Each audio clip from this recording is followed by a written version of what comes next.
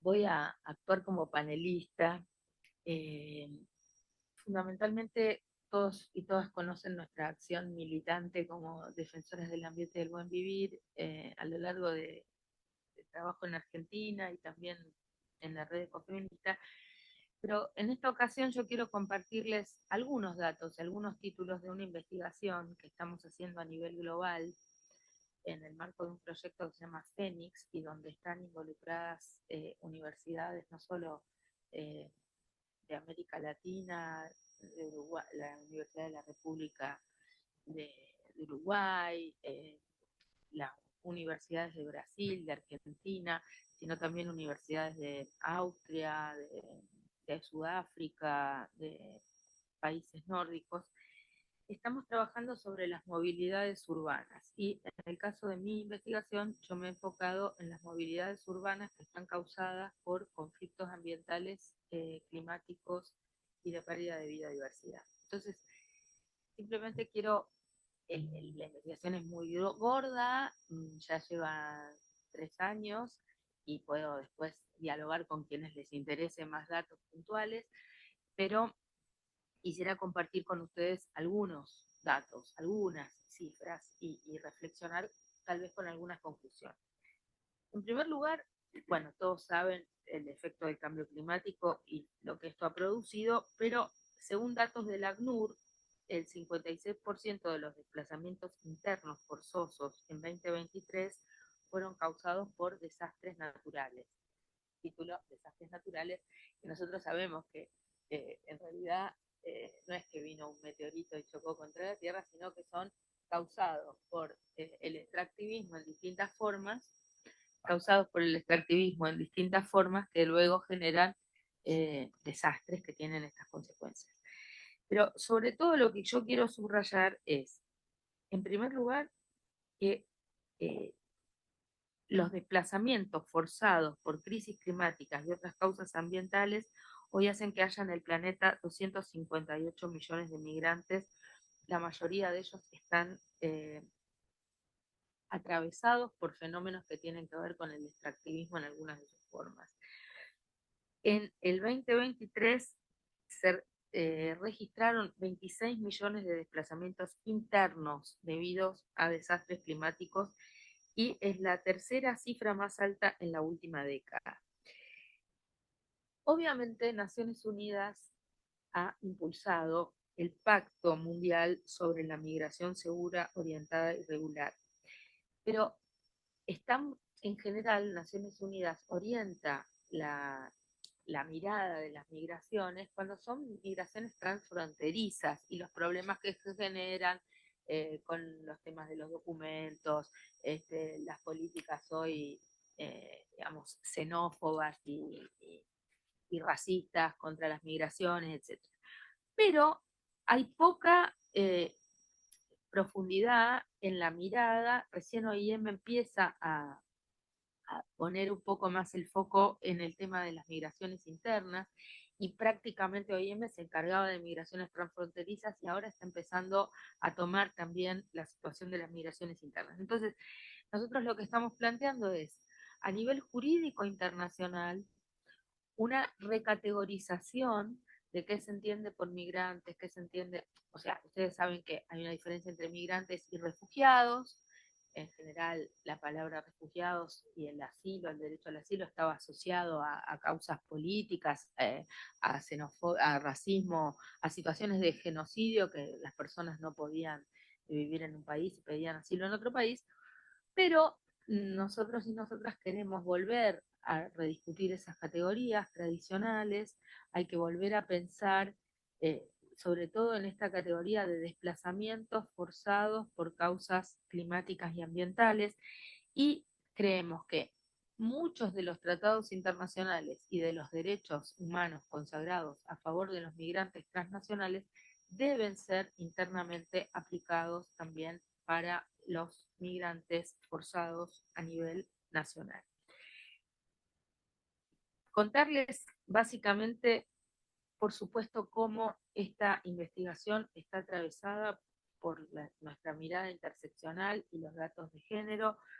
pero esto, por supuesto, estos impactos no afectan igual, como bien decía María Noel, a las mujeres, a los y las indígenas, a los y las afro en lo que hace a nuestro continente, fundamentalmente porque obviamente las situaciones de vulnerabilidad preexistentes y su endeble condición socioeconómica hacen que cualquier desastre los impacta de manera diferenciada.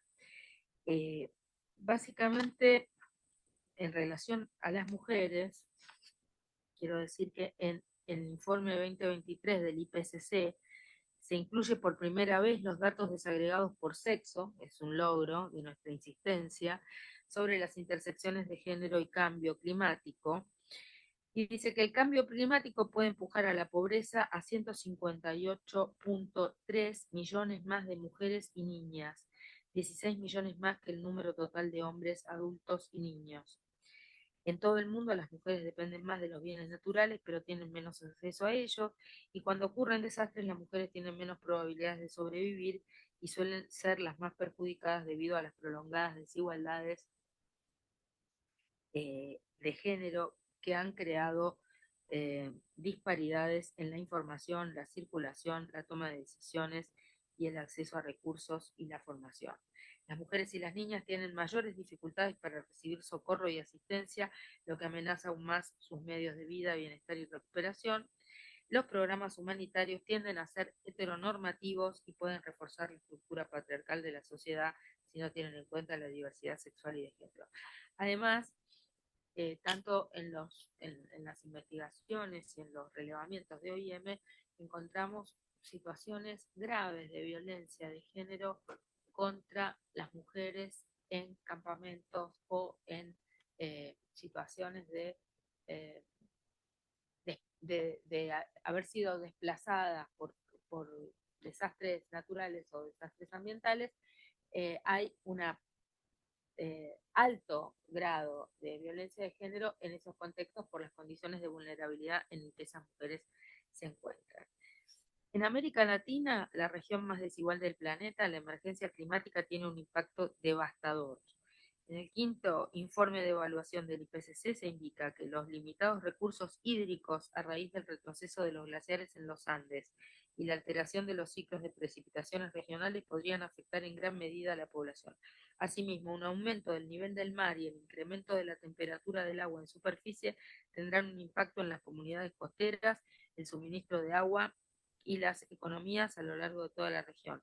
Esto puede afectar de manera desproporcionada a las naciones costeras e insulares de la cuenca del Caribe, y la región de los Andes se encuentra entre las zonas más sensibles del mundo a migraciones y desplazamientos asociados al cambio climático.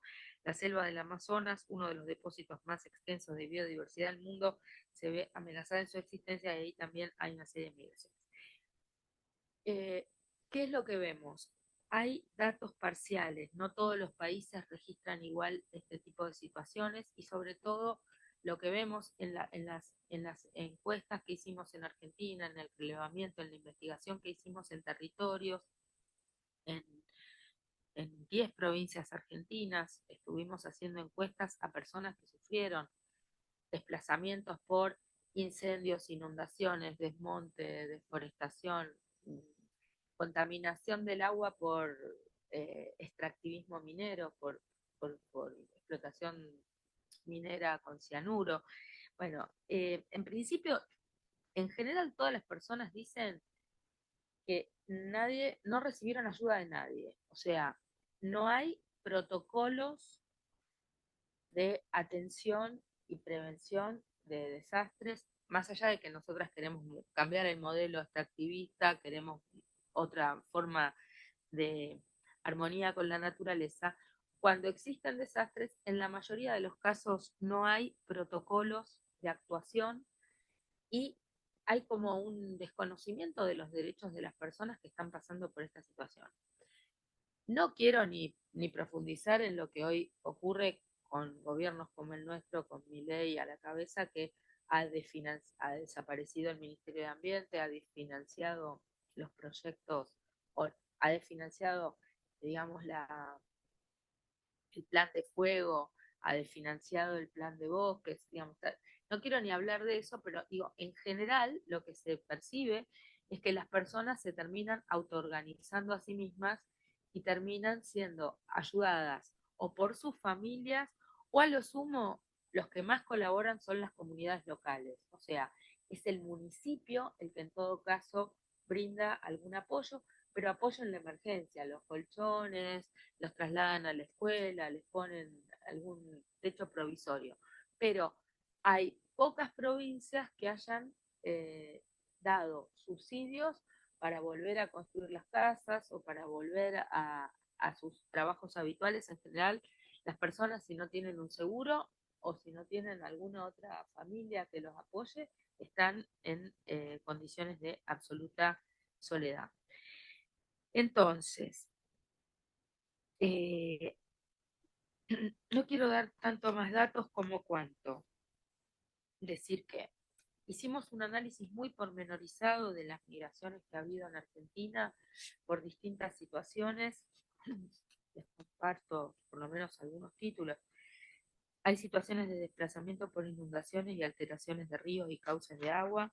Hay situaciones de desplazamiento por extractivismo minero, situaciones de desplazamiento por fracking, situaciones de exo.